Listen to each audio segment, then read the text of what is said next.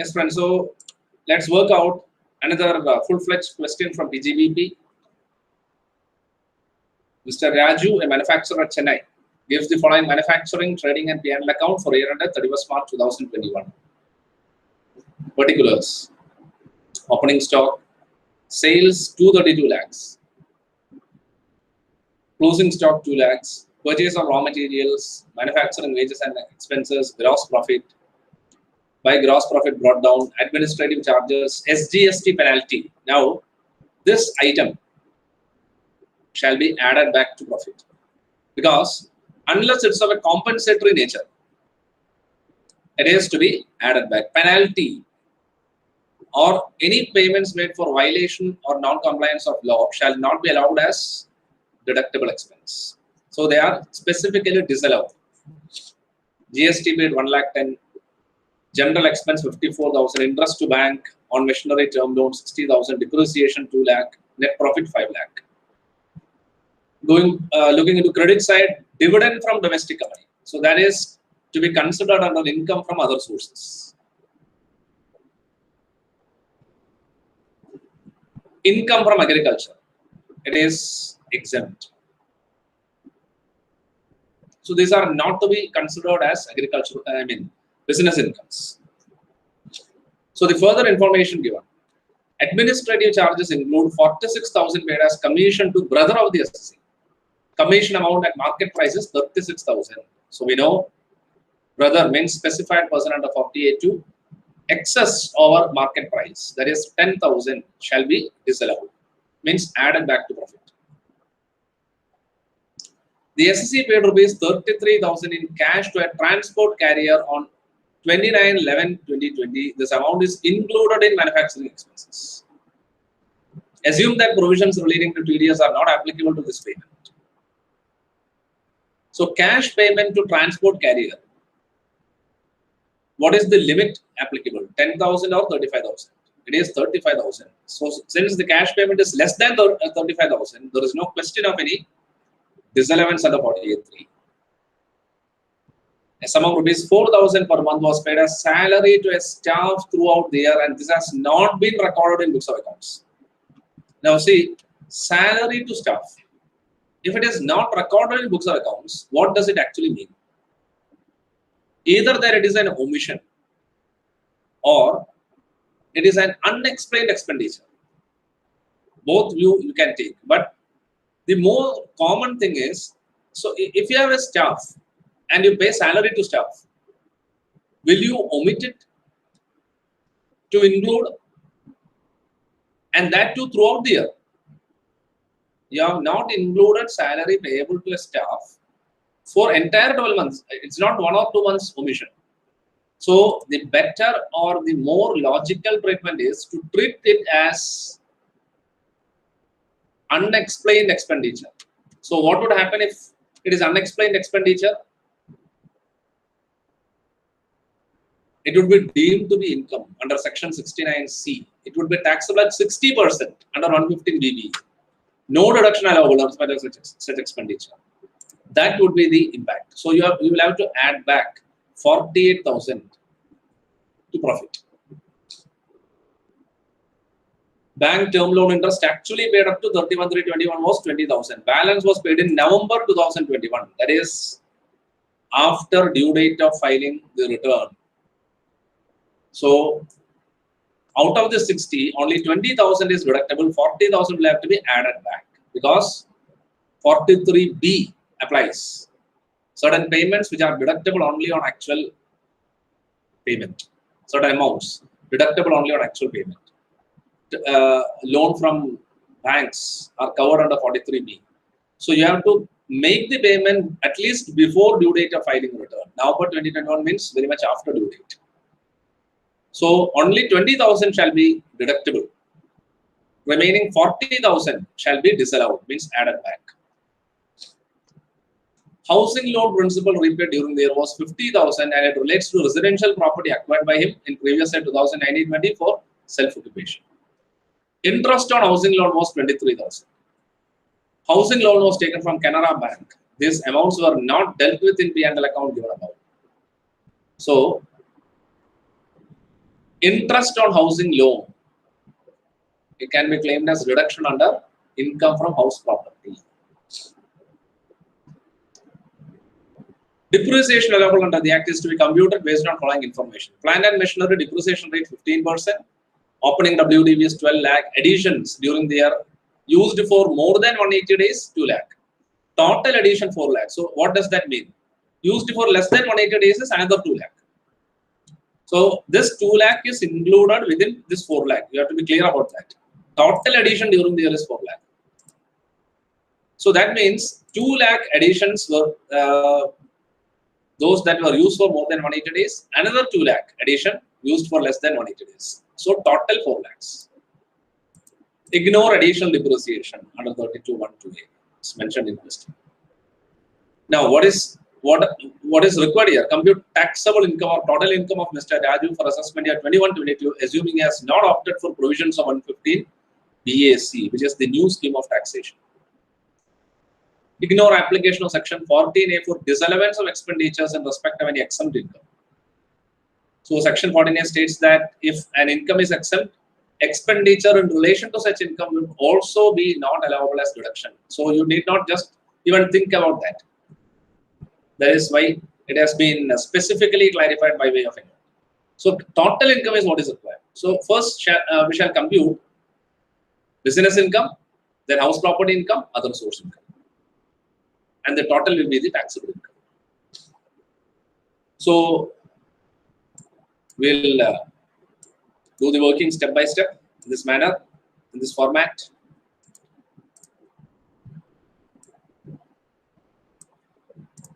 Starting point as usual. So first, profits and gains of business or provision. Starting point, net profit as per P&L account. This amount, 5 lakh is the starting point.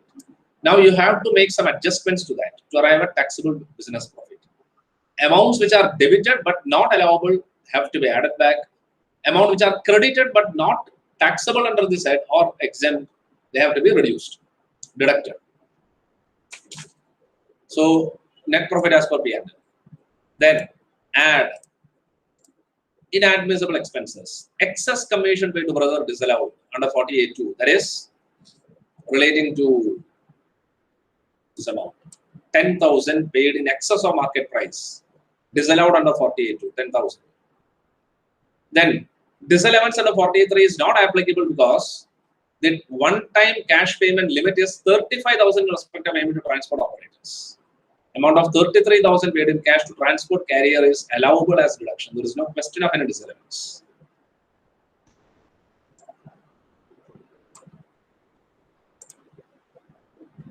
Then this particular adjustment, salary paid to staff, throughout the year not recorded in books. Now that's an abnormal case. So it is better to assume that the expenditure is in nature of unexplained expenditure, and hence it shall be deemed to be income under section 69C and would be taxable at 60%. We have seen section 69C, unexplained expenditure. In the very first chapter, discussing about the basics of Income Tax Act, we had seen about unexplained expenditure, unexplained income, unexplained investments, unexplained cash credits. So here, this 48,000 can be taken as unexplained expenditure because not in books but actually paid. Now, another reason behind taking it as unexplained expenditure is if the person has omitted a payment made to his staff for an entire year, it means that the person is not maintaining proper books of accounts. So some manipulation is going on. That is why a salary paid to staff is entirely omitted from books is not a normal occurrence. So the better and logical treatment is to treat it as unexplained expenditure. So it would be taxable at 60%. No deduction is allowable in respect of such expenditure. So the alternative treatment also can be written as a note, and that is why see note 1 below is given there. Bank term loan interest paid after due date for filing return under 139(1), disallowed under 43B. So it is 60,000 minus 20,000. 20,000 is paid by 31,320. It is 31,321. It is mentioned in question. So the rest or the excess over 20,000 that is not paid till date of filing return of income. It is disallowed under 43B. And as we know, if because it is paid in November 2021, it can be claimed as deduction in financial year 21-22. So here you disallow it, but it will be allowed as deduction in next year, financial year 21-22, because it is paid in financial year 21-22. November 2021, it is actually paid. So next year, while computing similar business income, 40,000 can be deducted. So for the time being, in this year, it shall be added back.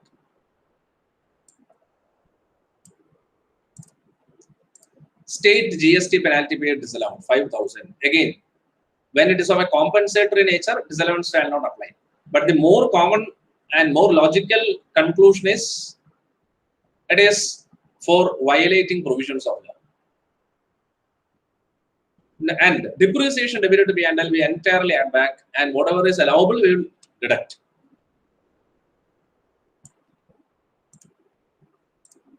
So 8,03,000 becomes the total for the time being, and now you have to reduce whatever is allowable as deduction. Dividend from domestic company chargeable to tax under net income from other source. It is not to be treated as, it is not to be considered under business income, so deducted here. Income from agriculture. These are all in credit side of P&L. Dividend from domestic company, income from agriculture, 1,80,000. It is exempt under 10(1). So it is reduced from this 8,03,000. Depreciation as per Income Tax Act. Working note. Depreciation on 14 lakh. That is, it is mentioned here. Opening WDV is 12 lakh. More than 180 day addition, 2 lakhs. So on this 14 lakhs, 15% depreciation is fully allowable. And on 2 lakh addition used for less than 180 days, 7.5% depreciation is allowable. So total depreciation as per Income Tax Act shall be 2,25,000. Depreciation at 15% on 14 lakhs, that is opening WDV at 12 lakh plus assets purchased during the year and used for more than 180 days, 2 lakh, 2,10,000. Depreciation at 7.5% on rupees 2 lakhs, asset used for less than 180 days, 15,000, 2,25,000 total depreciation. That is to be deducted, 2,25,000. So now you get business income to be 3,83,000, 8,03,000 minus this. So that is PGBP. So we are not required to just compute PGBP here. You are required to compute the total income of the person. So we'll move on to income from house property, because here housing loan interest is mentioned in question. So annual value shall be nil because it's self-occupied property, and income from house property taxable shall be minus 23,000. Deduction under 24B, interest on housing loan. So minus 23,000, that is income from house property.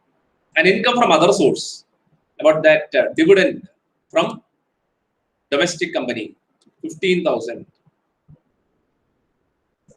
So gross, it is to be treated under, it is taxed under income from other source. So gross total income of the person, 3,75,000. That is 3,83,000 plus 15 minus 23,000. So this 23, when you actually reduce this 23,000, what you are doing is inter-head adjustment. We'll see under set off and carry forward of loss. Inter-head adjustment. You are actually setting off this house property loss against business income. So 3,75,000 is the gross total income, and deduction under ATC in respect of principal repayment of housing loan.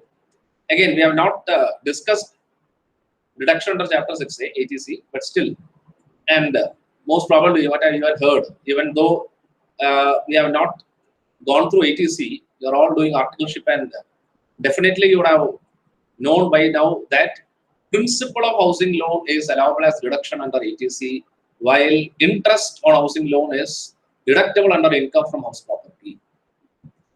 So that deduction we have claimed here correctly, and now principal amount deduction we shall claim from out of this 3,75,000. And so total income of the person will be 3,25,000. So that's what is asked in the question. And as mentioned earlier, the alternate views also you can write, not compulsory. Just for explanation, it is mentioned here. It's also possible to take a view that salary not recorded in books of accounts was an erroneous omission, that 4,000 that we had added back, and that the SSC had offered satisfactory explanation for the same. In such a case, the same should not be added back as unexplained expenditure, but would be allowable as deduction even. Double the impact. One thing, it will not be added back. Another thing, it will be allowed as deduction also. But see, it is not the logical thing to do.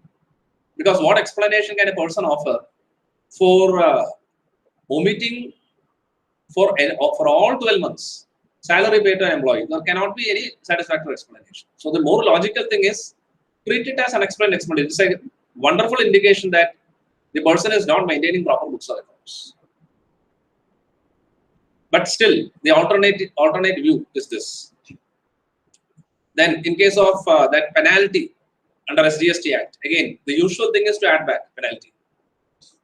Where imposition of penalty is not for delay in payment of sales tax or VAT or GST, but for contravention of provisions. The levy is not compensatory and therefore not deductible. That is why it is added back. However, if the levy is compensatory in nature, it would be fully allowable.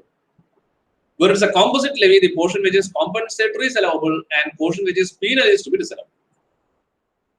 Since the question only mentions GST penalty and the reason for levy of penalty is not given, it has been assumed that levy is not compensatory and therefore not deductible, which is the common and logical assumption.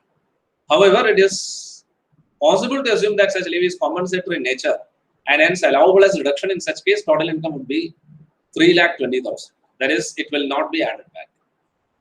5,000 will not be added back. But the more logical working is what we have done in the main working. So these are the alternate views, but it is not required to be specifically written in exam. You can just work out 3,25,000 and conclude at that. Very much possible and fine.